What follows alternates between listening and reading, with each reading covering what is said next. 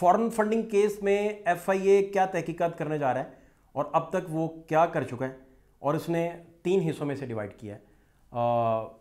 बरतानिया से रब्ता किया जा चुका है, दुबई से रब्ता किया जा चुका है, सऊदी अरेबिया से, कनाडा से, इन सारे इलाकों से, इन सारे ममालिक से रब्ता किया जा चुका है। और जो काउंटर पार्ट एजेंसीज़ हैं, मतलब एनसीए है, एफबीआई है, उनको एमएलएज लिखे जा चुके हैं। और उसमें क्या पूछा गया है एफआईए की जानिब से बेसिकली, और एफआईए को क्या क्या असिस्टेंस चाहिए वहाँ से, दुबई से क्या चाहिए, क्योंकि दुबई और सऊदी अरेबिया के कवानीन कुछ और हैं, कनाडा के, लंदन के कवानीन कुछ और हैं। तो फिर उसकी बुनियाद की रोशनी में एफआईए क्या करेगा, और मनी लॉन्ड्रिंग को बेसिकली जो फॉरेन फंडिंग केस है उसे मनी लॉन्ड्रिंग में वो कैसे लेके आएंगे। एफआईए के सीनियर तरीन कुछ सोर्सेज से हमारी बात हुई तो उनका ये मानना है कि उन्होंने 3 हिस्सों में से डिवाइड किया हुआ है, और ये ममालिक को खतूत एमएलएस यानी लिखे जा चुके हैं। लेकिन सबसे इंपॉर्टेंट चीज़ एक और भी है, मनी लॉन्ड्रिंग की इमारत अगर आपने दिखानी है कि वो खड़ी हो रही है, तो उसमें 2 कंपोनेंट जो हैं वो इंतहाई ज़रूरी हैं। उसमें प्रेडिकेट ऑफेंस बड़ा ज़रूरी है, प्रेडिकेट ऑफेंस के साथ प्रोसीड्स ऑफ क्राइम बड़ा ज़रूरी है। अगर प्रेडिकेट ऑफेंस है, प्रोसीड ऑफ क्राइम्स नहीं है, तो आपका मनी लॉन्ड्रिंग नहीं है। इसकी बहुत सारी एग्जांपल्स मौजूद हैं। शहबाज शरीफ का मनी लॉन्ड्रिंग केस आप देखें, ज़मानत का फैसला पढ़ें तो फैसले में जज साहब लिखते हैं कि प्रेडिकेट ऑफेंस तो है लेकिन प्रोसीड्स ऑफ क्राइम नहीं है। आपने मकसूद चपरासी दिखा दिया, आपने मसरूर अनवर दिखा दिया, उनके अकाउंट में बेनामी अकाउंट्स में पैसा आता रहा, बहुत सारा आपने सारा कुछ दिखाया, लेकिन इन पैसों का फिर आगे क्या किया गया, कहाँ इन्वेस्ट हुआ, तो ये प्रोसीड ऑफ क्राइम है। मसलन एक बंदे ने किकबैक्स लिए हैं तो वो जो है वो प्रेडिकेट ऑफेंस में आ गया। प्रेडिकेट ऑफेंस की पूरी फहरिस्त जो है, इसे रिफॉर्म्स किया गया था, इसको दोबारा से मनी लॉन्ड्रिंग एक्ट के तनाजुर में बनाया गया था और इसे बहुत सारी चीज़ें रिवाइव की गई थी। बेसिकली एक बंदे ने किकबैक्स लिए हैं और वो प्रेडिकेट ऑफेंस हो गया, लेकिन वो प्रोसीड्स ऑफ क्राइम में नहीं आता। वो कैसे नहीं आता?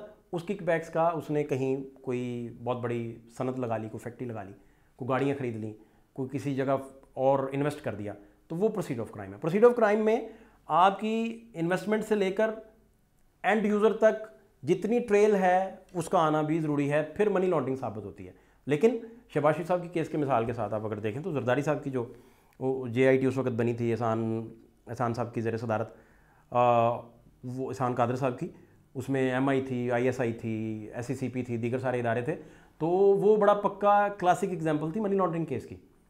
इसी वजह से उसमें 15 अरब तक और 15 से 20 अरब तक की रिकवरी हो चुकी है। जरदारी साहब उसमें जेल गए, बिलावल साहब जो हैं उन्हें इंटरवेंशन करके कोर्ट की जानिब से बचाया गया, फरियाल बीबी जो हैं वो जेल गई, ओमनी ग्रुप फंस गया। उसकी वजह ये थी कि उसमें प्रेडिकेट ऑफेंस भी साबित हुआ और प्रोसीड्स ऑफ क्राइम भी साबित हुआ।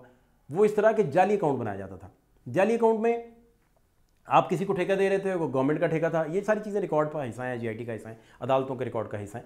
आपने जाली अकाउंट बनाया, जाली अकाउंट बनाने के बाद ठेका दे दिया अपने फेवरेट को जो आपके साथ तय है, और किकबैक्स भी तय कर लिए। फ़र्ज़ करें 4 करोड़ किकबैक्स आपको आने हैं, तो वो जाली अकाउंट में किकबैक्स उसने डाल दिए।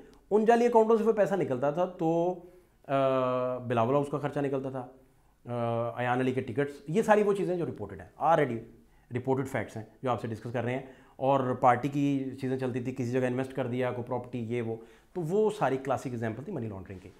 FIA ने फॉरेन फंडिंग केस को अगर मनी लॉन्ड्रिंग के तनाजुर में देखना है तो उसे बेसिकली क्या क्या चीज़ें चाहिए। प्रेडिकेट ऑफेंस तो चाहिए, लेकिन साथ प्रोसीड्स ऑफ क्राइम भी उसे चाहिए। अब दुबई से उसे क्या मिल सकता है, सऊदी अरेबिया से क्या मिल सकता है, UK से क्या मिल सकता है, लंदन से क्या मिल सकता है, और वो मिलने वाले जो सर्टिफिकेट्स हैं वो मनी लॉन्ड्रिंग के लिए वो यूज़ करेंगे। मनी लॉन्ड्रिंग के लिए कैसे यूज़ करेंगे? उन सर्टिफिकेट्स की बुनियाद पर मनी लॉन्ड्रिंग एक्ट के तहत मुकदमा दर्ज किए जाएंगे। यही एक वजह है कि अब तक मनी लॉन्ड्रिंग चूँकि तहकीकात जारी है और रेफरेंस सुप्रीम कोर्ट नहीं गया।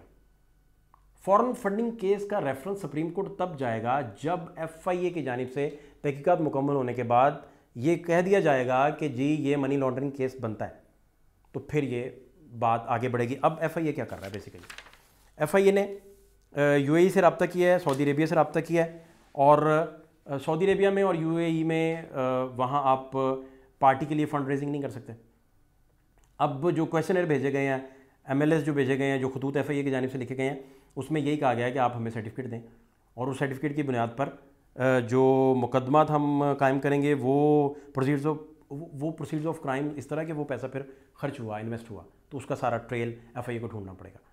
अगर दुबई का मामला देखें, UAE और सऊदी अरेबिया का, क्योंकि इसमें जो फिर उस सर्टिफिकेट की बुनियाद पर लीडरशिप के ख़िलाफ़ जो है वो केस दर्ज किया जाएगा मनी लॉन्ड्रिंग एक्ट 2010 के तहत। ये सबसे इंपॉर्टेंट चीज़ है। दूसरा, फंड्स कलेक्शन जो यूके कंट्रीज़ में है। अब यूके में चैरिटी के नाम पर आप फंड अगर लेते हैं तो यूके को भी MLS भेजे जा चुके हैं। वहाँ अगर आप फंड इकट्ठा करते हैं चैरिटी के नाम पर तो यूके के कानून के मुताबिक आप उसे किसी और पर्पज़ के लिए इस्तेमाल नहीं कर सकते। तो ये बड़ी अहम तरीन बात है। लेकिन इसमें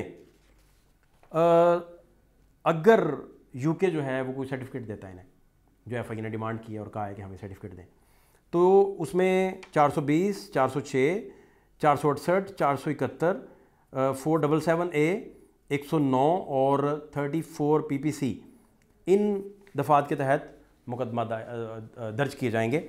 और अबव ऑल फिर ये होगा कि उसे मनी लॉन्ड्रिंग एक्ट के साथ आपने प्रोसीड ऑफ क्राइम्स के ज़रिए मिलाना है। फिर आपने फिर बताना है कि वो पैसा कहाँ लगा था, वो कहाँ से आया था, किस किस जगह लगा और उसका मनी ट्रेल क्या है। फिर उन सारे लोगों से भी रब्ता किया गया है जो UK बेस्ड हैं, जो दुबई बेस्ड हैं, जो कनाडा बेस्ड हैं, उन सारे लोगों से भी रब्ता किया गया जिन्होंने फ़ंड किया था। उनसे भी पूछा जाएगा।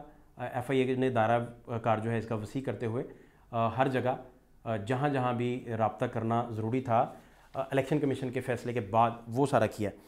अब देखें 420 लगा दी, 406, क्योंकि ब्रीच ऑफ ट्रस्ट, फ्रॉड और फोर्जरी के तनाजुर में ये तहकीकात बेसिकली की जा रही हैं।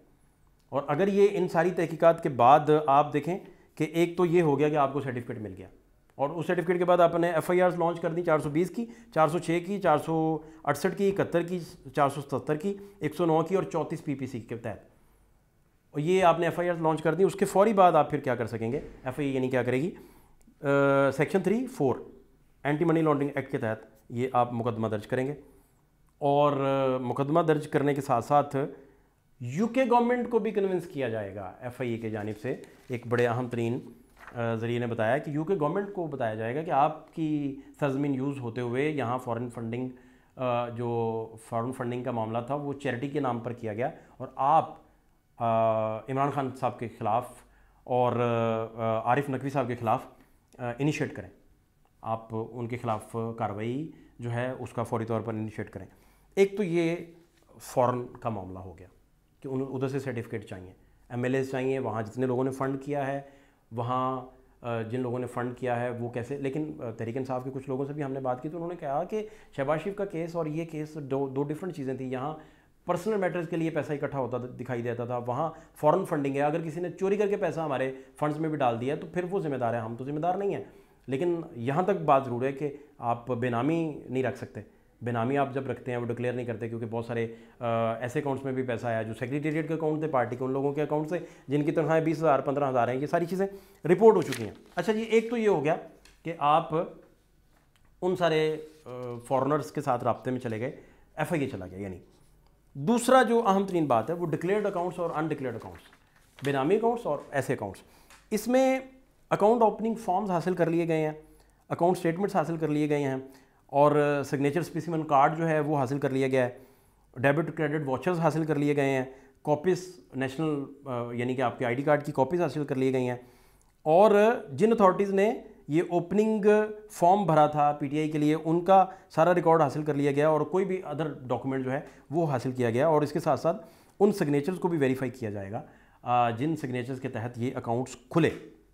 अगर अब इफ़ आ गया, अगर डॉक्यूमेंट्स जो हैं और अकाउंट्स जो हैं उनमें कोई फोर्जरी साबित होती है, कोई फ्रॉड साबित होता है, तो क्या होगा। ये FIA के लिए साबित होता है तो जो FIA तहकीकात कर रहा है, जो डॉक्यूमेंट्स अवेलेबल उसके पास हैं, इलेक्शन कमीशन का फैसले के बाद ये इनिशिएट जो इंक्वायरी हुई है ये उसकी हम बात कर रहे हैं, होता है तो फिर वो 406 लगाएंगे, 468 लगाएंगे, 471 लगाएंगे, 477A, 109, 34 PPC उसमें ये वो फॉल करेगा और ऑफेंस इन बैंक्स के तहत मुकदमा दर्ज कर लिए जाएंगे।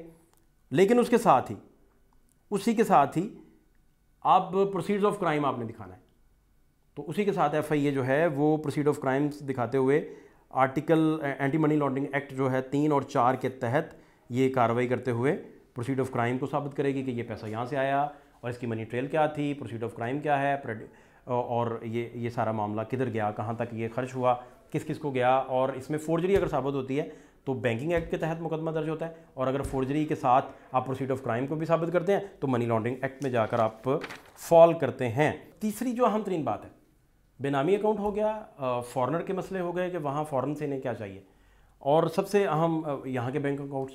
यहाँ के बैंक अकाउंट्स में जितने भी रेलिवेंट बैंक अकाउंट्स हैं उन्हें एग्जामिन किया गया।